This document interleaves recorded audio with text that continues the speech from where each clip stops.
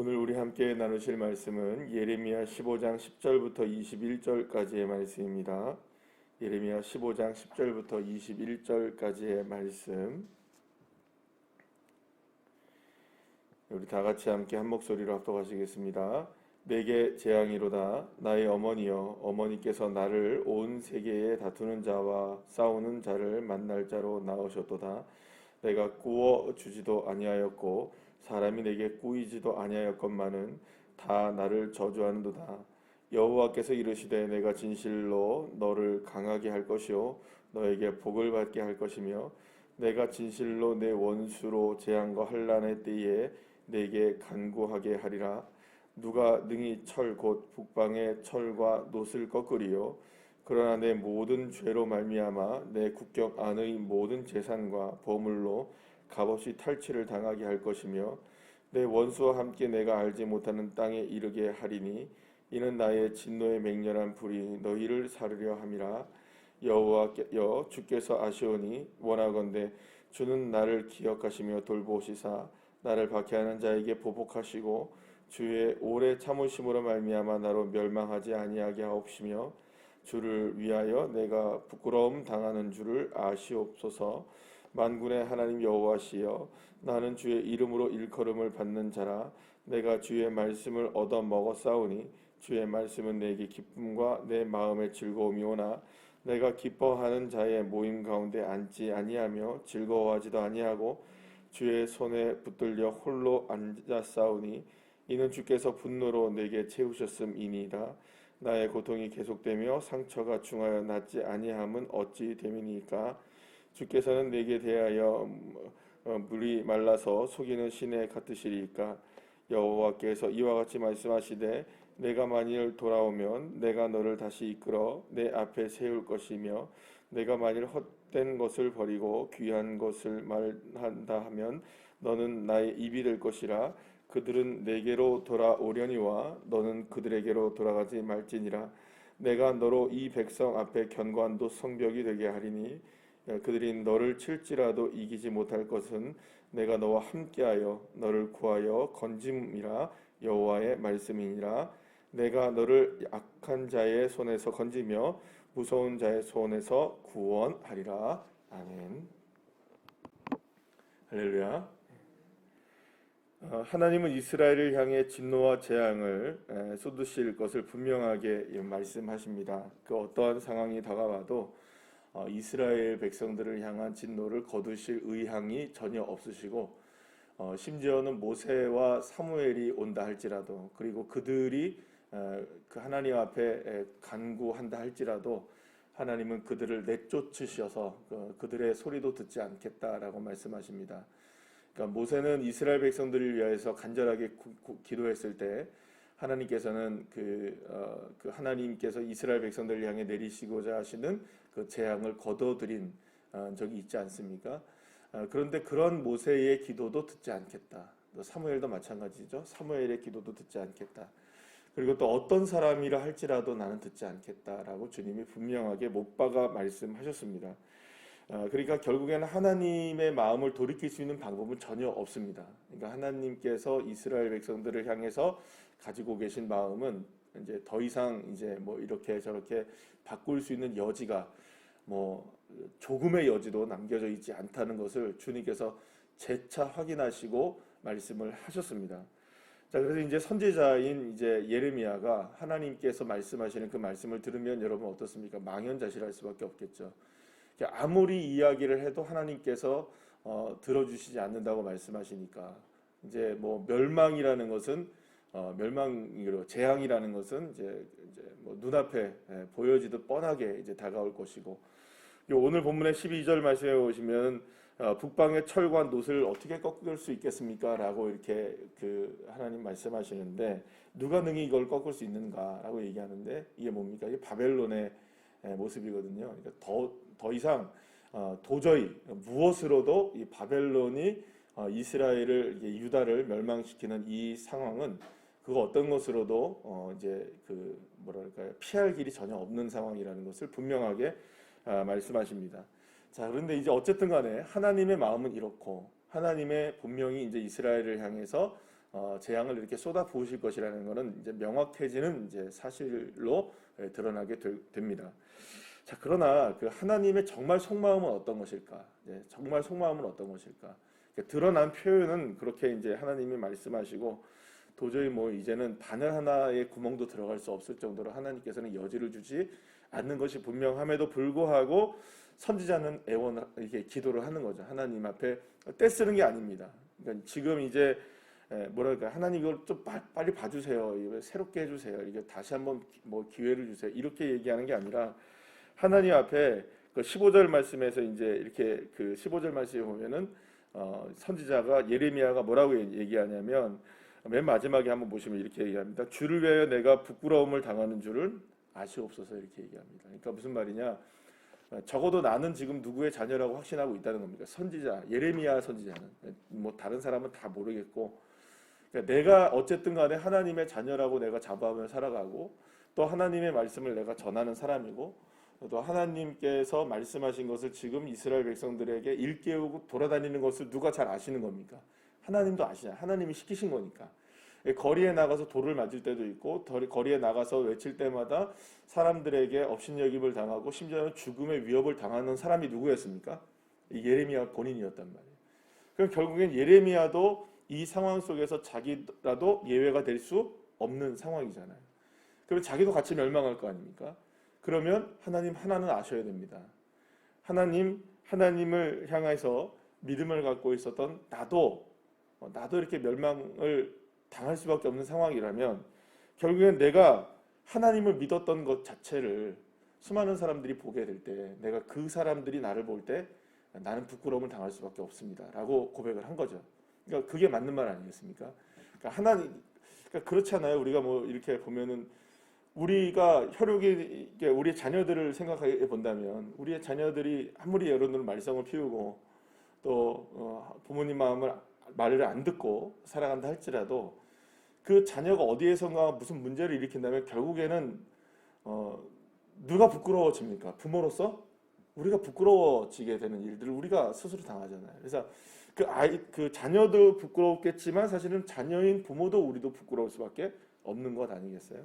그러니까 그렇게 이렇게 하나님 앞에 이야기를 했던 거죠. 그러니까 뭐 하나님 이거 고쳐주세요 이렇게 이야기했던 게 아니라 하나님 내가 부끄러움을 당할 수밖에 없습니다. 내가 하나님을 믿고 살아갔던 나였으니까 끝까지 내가 주님을 의지하지만 이렇게 멸망한다고 하니까 나는 이렇게 부끄러움을 당할 수밖에 없습니다라고 고백을 했던 것이죠. 그때 이제 하나님이 속마음을 이야기를 하십니다. 진짜 마음이죠. 하나님이 어떤 마음이시냐?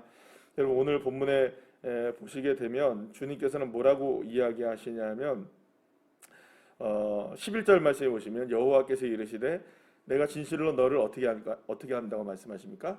강하게 할 것이고 내가 너를 어떻게 해요? 복을 받게 할 것이다. 이렇게 말씀하세요. 그러니까는 지금의 이 재앙과 진노는 결코 피할 수는 없을 것이지만 이 재앙과 진노를 통하여서 하나님이 궁극적으로 갖고 계신 목적은 무엇이냐? 강하게 하고 진짜 복을 받는 사람이 되기를 원한다라는 것이죠. 자, 그렇다면 여기서 우리가 한 가지를 생각해 봐야 될 것은 그럼 하나님이 말씀하시는 강함과 복 이거는 우리가 생각하고 있는 복과 강함과 같은 것일까요?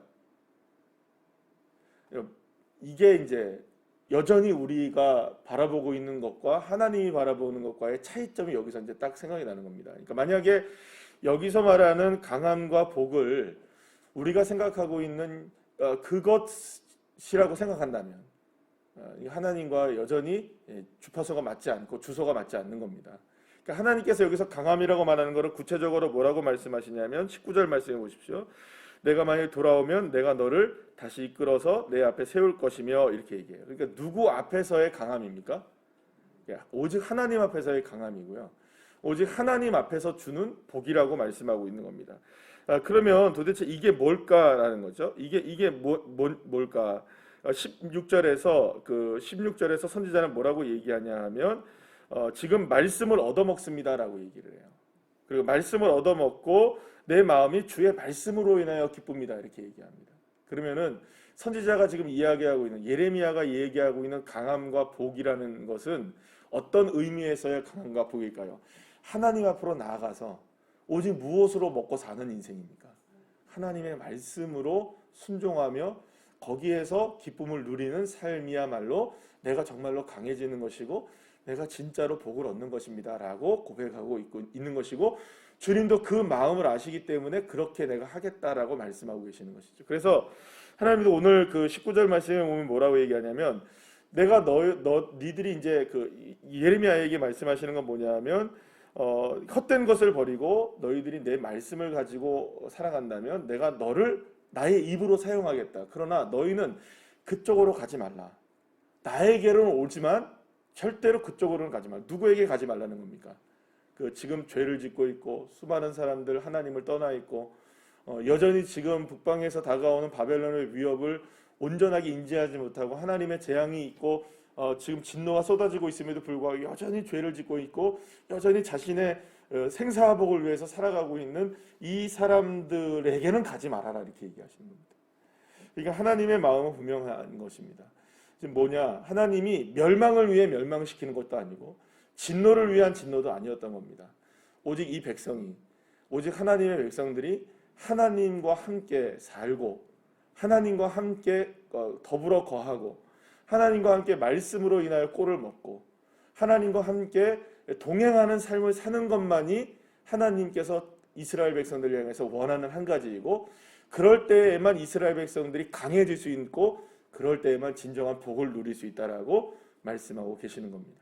하나님의 속마음이 그렇다는 겁니다. 자, 그러면 이제 우리의 삶에 적용을 한번 해보시죠. 그러면 우리의 삶을 어떨까요? 하나님은 저와 여러분을 강하게 하시고 복을 주시는 것을 원하시는 줄로 믿으시길 바랍니다. 주님은 분명하게 우리에게 강하게 하십니다. 우리를 복을 주시려고 하십니다. 우리가 정말로 주님 안에서 말씀의 꼴을 먹고 살아가는 사람들이 되기를 원하는 것입니다. 그래서 언제나 하나님은 지금 이게 무엇을 바꾸고 계신 작업이라고 여러분들 보시면 되겠습니까? 하나님께서는 지금 분명합니다. 계속해서 예레미야를 통해서 이야기하고 있는 바이기도 하고 성경 전체를 통해서 흐르고 있는 맥락이기도 하고 가장 중요한 주제이기도 하고 중심이기도 하는 것이 뭐냐, 나는 죽음으로 예수는 살아나는, 그러니까 인생의 모든 출발점과 모든 시작과 모든 것들이 다 누구로부터 시작되어지고 주님으로부터 시작되어지고 그 주님으로부터 시작된 것이 마지막에 누구로 마침표를 하게 되는, 주님으로 마침표하게 되는 인생이 되기를 원하시는 게 하나님이신 겁니다. 그럴 때야말로 진짜로 강해지고 진짜로 복을 받는 것이라고 말씀하고 있는 것이죠. 그러니까 세상이 말하고 있는 강함과 복의 개념과 하나님이 말씀하고 있는 복의 개념과 강함 개념은 차원이 다른 것입니다. 우리가 보통 우리가 갖고 있는 것도 여기에 포함될까요, 안 될까요? 포함은 되어 있습니다. 그러나 그것은 아주 작은 부분입니다. 하나님에게 있어서는 그런 문제가 아닌 것이죠. 그런데 우리는 그걸 가장 크게 보고 있는 겁니다. 내가 강해지고 내가 복을 받고 내가 뭔가 이렇게 세워지고 내가 좀 괜찮아지는 모습들을, 그걸 가장 크게 보고 있는 겁니다. 하나님은 그러나 그게 포함되어는 있지만 그게 크지 않습니다. 하나님에게는 무엇이 큽니까? 하나님과 더불어 사는 것이죠. 주님과 함께 동행하는 것입니다. 큰 걸 원하시는 게 아닙니다. 그러니까 하나님으로부터 그렇게 출발하는 인생. 그래서 히브리서에서 우리에게 12장 2절에서 말씀하는 것이 뭡니까? 믿음의 주요 온전케 하신 이신 예수를 바라보자. 믿음의 시작도 예수님이시고 믿음의 마무리도 누구입니까? 예수님. 그러니까 주님을 바라보는 인생으로 우리의 삶이 새로워지기를 주님이 원하시고 계시는 것이죠. 그러면 그 이후의 삶에 대해서는 누구의 뜻대로 이루어지는 것일까요? 주님의 뜻대로 이루어지는 것입니다. 그러니까 주님이 우리를 어떻게 인도하시든 그건 누가 인도하시는 겁니까? 주님이 인도하시는 겁니다. 그래서 오늘도 본문에서 19절에서 분명하게 말씀하시는 것을 그렇게 말씀하시는 겁니다. 내가 돌아오면 내가 너를 다시 어떻게 합니까? 이끌어 주겠다. 주님이 우리를 어떻게 하신다고 말씀하십니까? 약속하십니까? 이끌겠다고 분명하게 말씀하고 계십니다. 사랑하는 여러분, 지금 저와 여러분의 삶을 주님이 이끌어 가고 계시는 믿으십니까? 어떠한 상황도 주님이 이끌어 가시는 삶의 과정들임을 여러분 믿으십니까? 정말 믿으십니까? 이래도 믿으십니까? 저래도 믿으십니까? 이 상황도 정말 주님이 하시는 일이라고 믿으십니까? 그러면 우리는 사는 것과 죽는 것을 초월한 사람들입니다. 사실은. 내게는 그런 것들에 대해서 유익을 찾는 인생들이 아닌 겁니다. 내가 지금 어떤 상황을 걸어간다 할지라도 이게 지금 정말 주님이 이끌어주고 계신다는 것을 정말 믿는다면 우리는 이미 상황을 초월하여서 주님의 능력 가운데 우리가 거하고 있는 것이죠. 근데 만약에 우리가 개념을 잘못 잡으면 이런데 어떻게 주님이 계신다고 말할 수 있어? 라고 얘기하는 거죠. 이런 상황에 어떻게 주님이 역사하신다고 말할 수 있어? 사랑하는 여러분, 그래도 주님은 우리를 이끌어 가신다는 걸 믿는다면, 내 오늘 상황도 주님이 함께 하시는 상황이라고 믿는다면 반드시 하나님은 하나님의 강함과 복을 허락해 주실 것이고 하나님의 뜻대로 우리를 분명하게 역사해서 이끌어 가실 줄로 믿습니다. 여러분, 그래서 우리의 삶의 개념을 다시 잡는 예레미야 선지자를 통하여서 우리가 지금 알아야 되는 것 중에 가장 중요한 예레미야 선지자가 흐르는 가장 중요한 이 주제 가운데 하나는 멸망은 기정사실입니다. 피할 수 없습니다. 그럼 왜 멸망시키시느냐? 다시금 강하고 복을 받는 사람이 되길 원해서. 뭘로 바꾸는 것입니까? 세상을 향했던 기준을 하나님으로 바꾸는 작업을 뭐를 하시겠다는 겁니까? 이제 안 되니까 그렇게 하시겠다는 거예요. 그럼 우리에게도 그런 모습들이 있지 않겠습니까? 하나님이 강제적으로라도 바꾸시고 싶은 마음이 있으시지 않겠어요? 나를 무릎을 꿇어서라도, 내 자아를 깨트려서라도, 내 삶을 때로는 어그러뜨리시더라도 하나님이 우리를 바꾸시길 원하신다면 그 과정 가운데 우리가 걸어가는 것이 때로는 고통일 수도 있고 때로는 우리의 아픔일 수도 있지만 주님은 지금 그렇게 바꾸시고 계신다는 것. 사랑하는 여러분, 주님 앞에서만 강하시고 복을 누리시기를 축복합니다. 하나님과 더불어 오늘도 믿음으로 승리해 나가는 귀한 자녀들 한 분들 다 되시기를 간절히 축복합니다. 기도하시겠습니다.